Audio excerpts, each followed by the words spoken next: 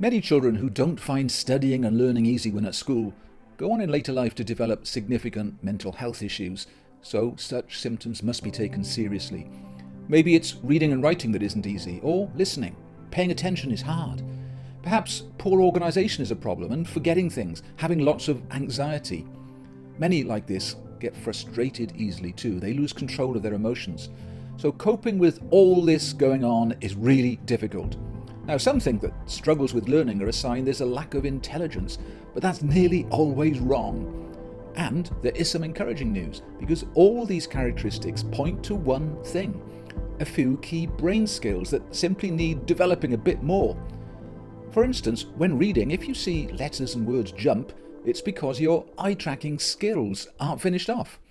If you find listening for more than just a few minutes a total nightmare, it's because the skill of turning sound waves that go into your ears into thoughts you comprehend is a brain skill that isn't yet fully developed.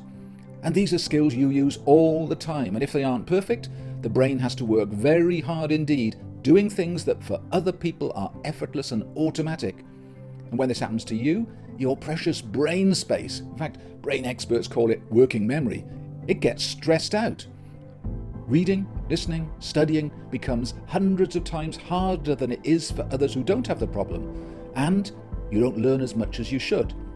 No, it's not caused by low intelligence. It's because skills you need to take information in aren't up to it. But that causes another problem, because the working memory bit of the brain, the part that controls everything like a boss, is frantically sorting out your eye movements to stop the letters jumping when you read, and helping you listen so what you hear instantly makes sense. So the boss can't do its proper job, being a boss. Because of that, other things go wrong too.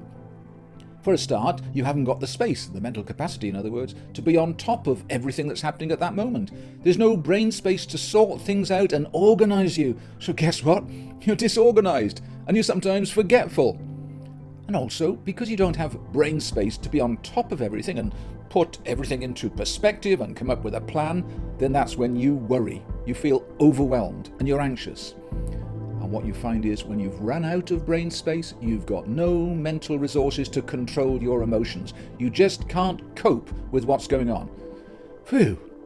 If that's not bad enough, when your working memory is full, well, that's the place where your brain takes in information. And so, paying attention for more than a couple of minutes is now impossible, because you've only got enough room left for tiny amounts of information before your brain is completely full. So can you see? All the symptoms of poor attention, slow reading, and other learning limitations too, can be explained by what's happening in your brain. It makes complete sense. And everyone around you needs to understand this so they understand you. Your teachers, parents, all need to know. You don't choose to not pay attention. Your brain is wired in such a way that it's hard to pay attention. And also you don't choose to get frustrated or be disorganized. All these things might be a challenge right now because your brain doesn't have the space to be on top of everything that's happening around you. But don't forget, there are upsides to attention issues, including ADHD, because many have wonderful ability to think outside the box in a way that others can't. So they're often highly creative, and that's a really valuable skill. I guess by now you're probably wondering, I want to keep all the upsides but get rid of the downsides, the limitations. Is there any chance of that? Well, there's good news about that too, because for many, those unfinished important skills can be developed more by using very specific natural exercises, plasticity stimulating exercises, which help create more connections in your brain, and more connections mean more skills completely developed. See below to find out more.